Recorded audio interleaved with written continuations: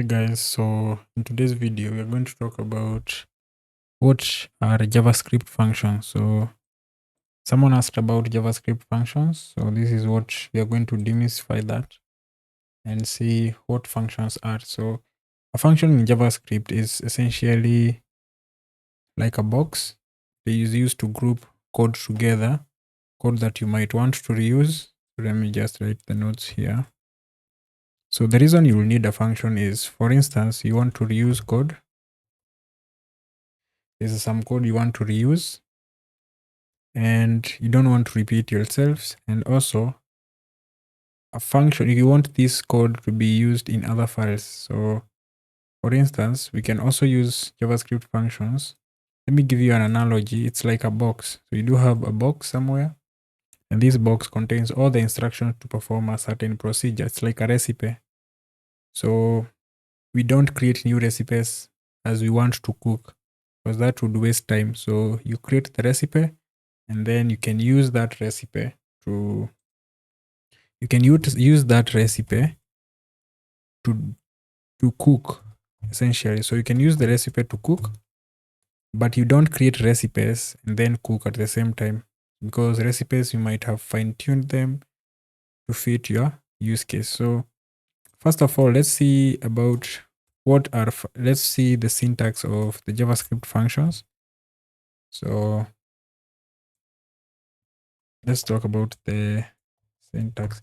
But I was thinking maybe we could start with somewhere we see the use case of a function, and then we can learn about the functions later. So let's go back, and then I have a simple heading here, JavaScript functions. And in the JavaScript functions, let's replace this with good morning admin. So this is what we want. This is our task for starting. We want to show this good morning, and we also want to input someone else's name. So for instance, how can we achieve this? So we can go to the HTML, the JavaScript. Let's first link the JavaScript file. So we can say script, and then the source is equals to script.js. So if you go to the script, let's grab this heading tag. So we can say const heading equals to document.query selector and then h1. We just want to grab that heading element. So what we want is that we want to show this morning. We want to calculate the time. Like right now it's 16:19 on my current time. It can't be morning. So we want to show this dynamically. So what I'm going to do, I'm going to delete this good morning. And then I'm going to the JavaScript file and I'm saying heading.text content. This is the text content. The text content is whatever is in between these tags. So that's the text content. So we want to change the property, and then we can say is equals to good morning admin. So if we run this, we can see there is no change because JavaScript is inserting this text inside that paragraph. But we said we don't want to use the morning. We want to calculate based on the time. So what we can do is that we can create a variable and call it current hour. So we can get the current. Let's create const current hour.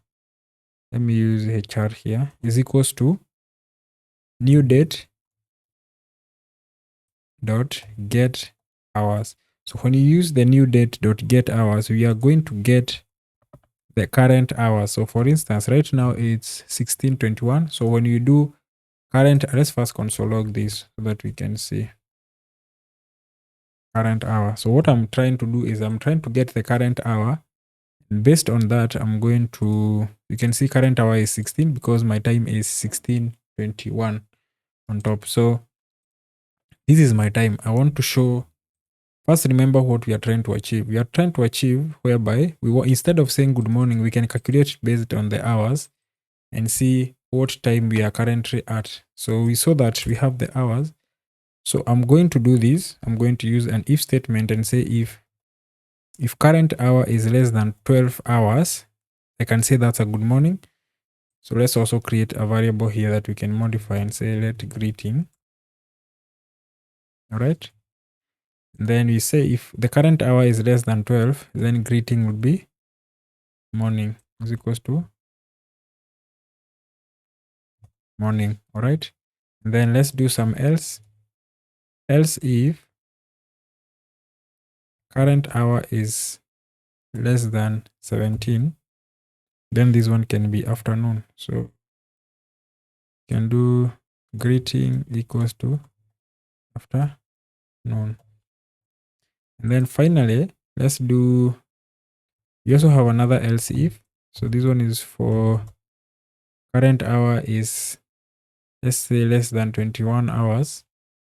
We can say this one is evening. So we can say greeting equals to evening. And then finally, let's use an else block. Now this one is at night. So the greeting will be night. So greeting. Now this one is the else. So I don't know whether you can understand what I'm doing. I got the current hour based on the current hour. So this one can be maybe 6. If it's 6, that's the morning. This is 6 a.m. If it's around, okay, let's do around, maybe this is 5 p.m. So before it gets to 5 p.m., that's afternoon. So our greetings will be afternoon. And less than 21 hours, this one is at 21 hours is 9 at night. So this is, we can say the greeting will be evening. And then else, that says greater than 21, that's the night. So yes, we have achieved this functionality.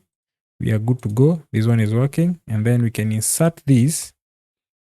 We can insert this in our text and say, now we can say, we can use the greeting. Remember, the greeting has been inserted based on the current time.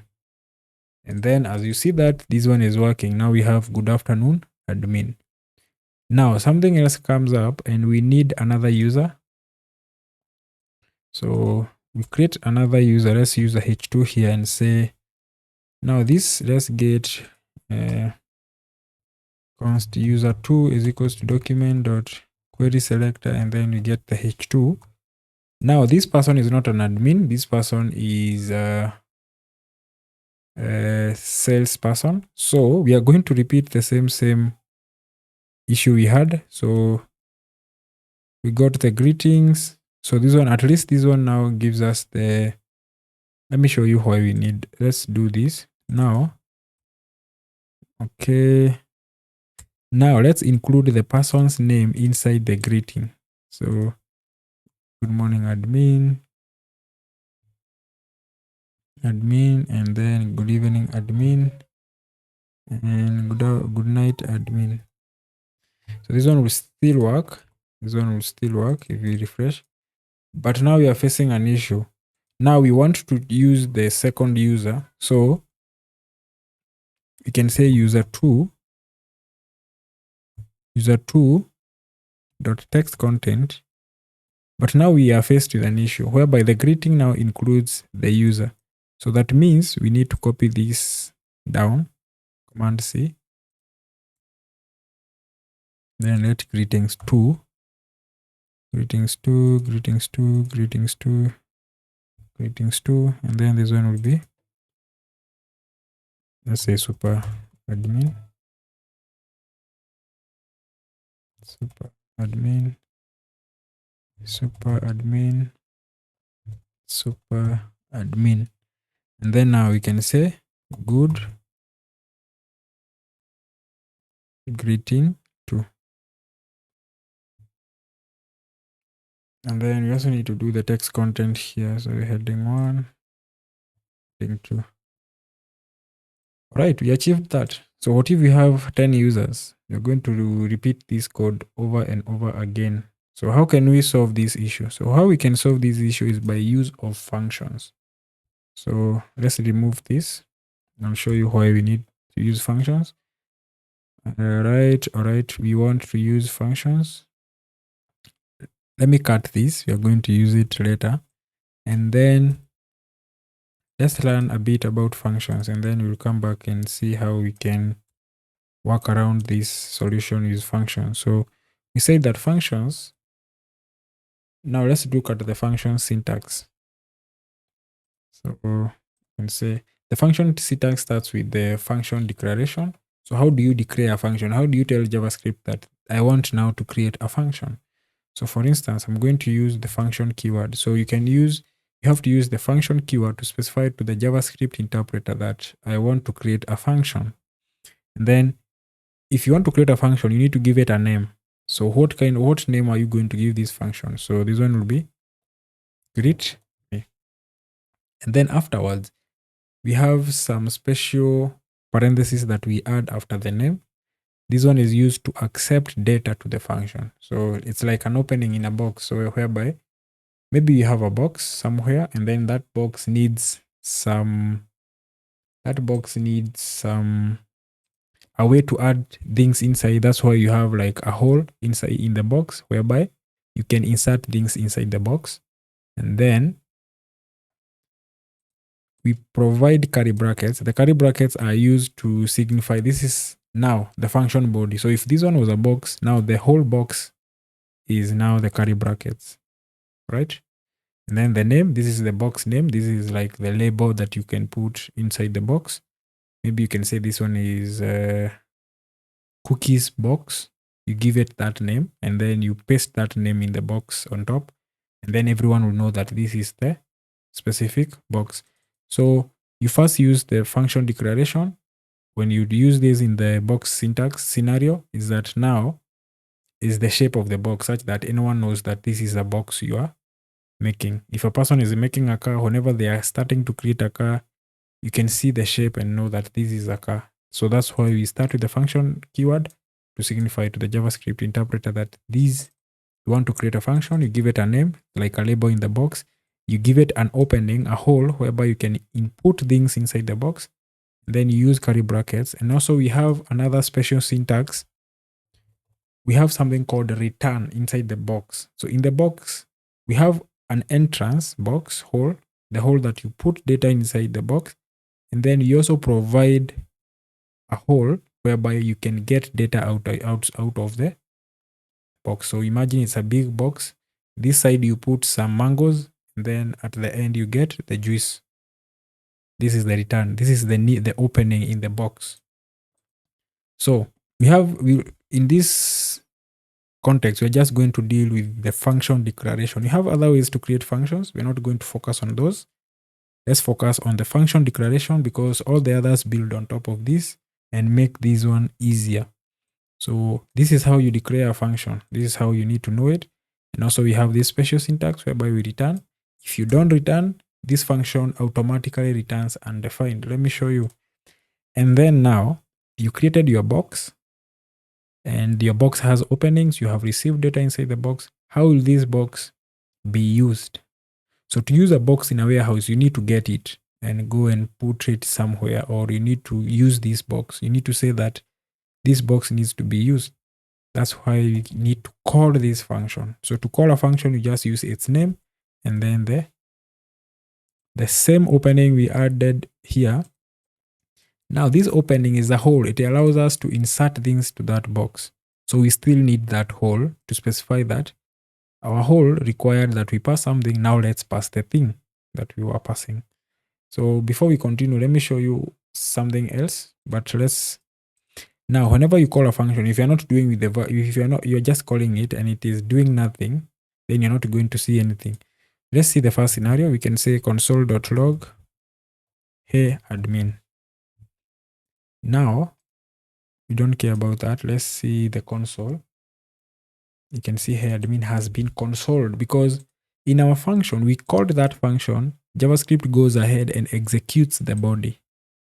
Executing means runs the body. So it runs the body and finds a line that prints something to the console. So what if we didn't print, we did something like let greeting is equals to hey admin. Now if you run the function is called, you need to call it. When you call that function, it does nothing. There's nothing that is doing. If you go through this block of code, there is nothing that this function is doing. Something else, we say that we can have an opening to return data back. So this is the exit opening. So we can return. But before we do that, we say that JavaScript will go through these lines of code. So whenever you assign a function, Let's do const result. This is the result. Whenever you assign a function to a variable, whatever is assigned is the return value of that function.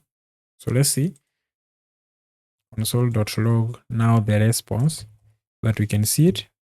You get undefined. If a function does not return something to us, it automatically returns undefined. And this is what happens. So the res is not assigned the function, it is assigned the return value of the function. But we could assign res the function. So this one might be a bit crazy, is that we have res assigned the return value because this function was called. And whenever you call a function, it's either you return something or you do something or you console log inside it. But we can assign it the function. Now we assigned it the function, but we didn't call that function. So now here res is a function. So if we console log that, you can see res is a function. This is a function declaration. And this is the syntax. This is what it has inside. So let's go back. It's a greet me function. It is not executed. This function is not called. And to show you that is that we can console.log the greetings, and nothing happens. Nothing is console logged because this function is not yet called. But now if we call res, it's executed. And the reason you can see undefined here is because we are console logging. We are calling res, but res, it doesn't have, it returns undefined. That's why we see undefined also console logged. So I think that one, let's not focus on that. That's an advanced topic. So we said we can return greetings. We can return greeting. Let's do greetings. So, and then when we call this function, now if the function is returning something and you just call it, nothing will happen because you're not using the return value of that function. So what you could do is that you can console.log the return value of the function. So what did the function return? That's why you can see the function returned, hey admin. That's why we can console log the return value to the console. Right? So these are the two basic ways.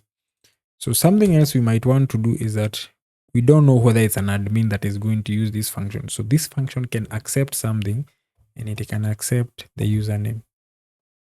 So the function, whatever the function accepts is called a parameter.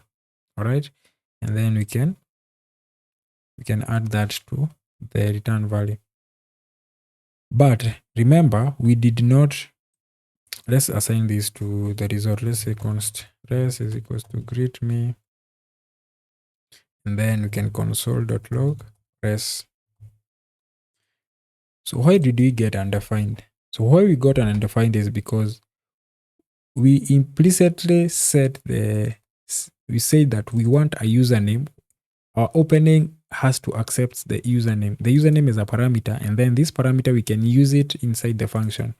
Basically, to define the parameter, a parameter is the placeholder of a real value that will be set. So in this scenario, we don't know what the username will be. So this parameter, you can also see here on top, it says parameter. This parameter holds, it's a placeholder of what will be passed, and that's why we can use the placeholder all around. But now when we call this function, we can add the parameter. So you can see hey admin. Why did we get hey admin? Because our parameter was username. And then now something else you might need to understand is that the real value that you pass to the function is called an argument. The placeholder is called a parameter. The real value that you pass is an argument. Now, when you pass this admin, it will come and replace, everywhere we have the username, it will be replaced by the admin. And a function can receive more. So it cannot only receive one value. We can say let prefix salutation. So now our function receives two things and we passed only one thing. So we need to pass two things. So we can say Mr. And then now, and then we can use the salutation here. Then we can add an empty space there. Then we can add that there. So hey, Mr. Admin. So the function can receive more than one value. So, but let's not focus on that. That was just for showing. So we said the placeholders of the real values are called parameters. The real values that you pass to a function are called arguments. So you can see the syntax we had is that now we can call the function, and then you have to see this one is called like the signature of this function. This function requires a username and it returns back to us something. What it returns back to us, whenever we call it, we can assign it to variables and we can continue with our life. That's the syntax of the function. Something else I might want to touch on is that this function can have variables. So this variable that is defined inside this function is called a local variable to this function. And this variable is not present on the outside world. We have some concept called scope in JavaScript. So scope defines in which area was this variable defined, or where this function was defined, or yes. So we have global scope. Global scope is something like, let my name is equals to TechWithTwin. If we have this one is called global variable. This one is called a local variable. So a global variable can be found or can be used in anywhere in this script or in this file, but a local variable can only be used locally. And we had another way called var keyword when declaring variables. That one had issues. Let's not focus on that. But when using the let keyword, which is more common, whenever you use the let, this function is can only be used inside this function. We can't access this here. So if you console.log greetings, then you can see reference error, greetings is undefined. So let's finish up on our task, because we have learned about functions and we have other ways of creating functions, but we are not going to focus on that. So what we are going to do is that I'm going to create now a function and call it init, because we can call it greet me. So let's remove all this. And then let's remove these two. So we have user one and user two. So user one is this one, user two is this one. So what we can do now, we also have reference to them. So what we can do now is that I can paste that. So remember how we had the greeting? So now our function greet me, let's give it the, okay. All right. And then let's return here greeting. Let's use greetings. Greeting is not, so let's do greetings plus, let's use a template string. So I can say greetings and then username. So we said that the value that this is the placeholder. Username is a placeholder of the real data that will be passed. And the placeholder is called a parameter. And then we can now remove all these.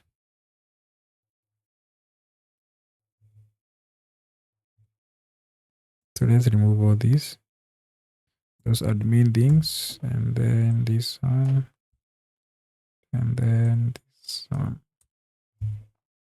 So what we are doing is that we created a reusable function that is called greetme. So this is a box, this is a recipe that has all the instructions, and then it returns something to us.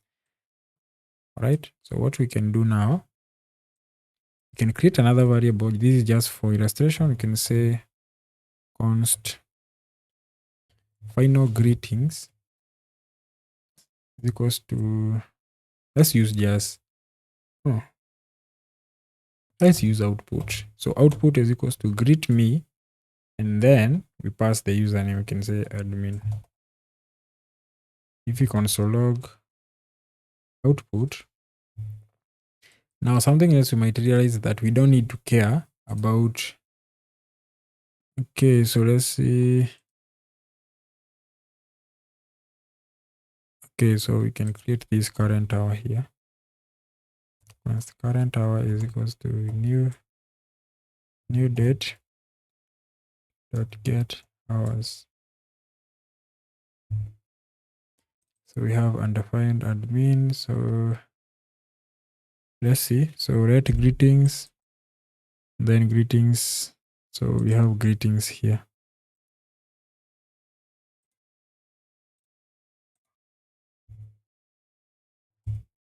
And then you can see afternoon admin. So this is the final text that we get. Now the best thing about this is that now let me show you. So we can come here and say heading. Let's call this one user one. And then let's remove this. Then let's now say user one dot text content is equals to, we don't even need to care about the greetings. Now we just call greet me, and then we say this one is an admin, and then we can add good. Yeah, you can see now we get good afternoon admin.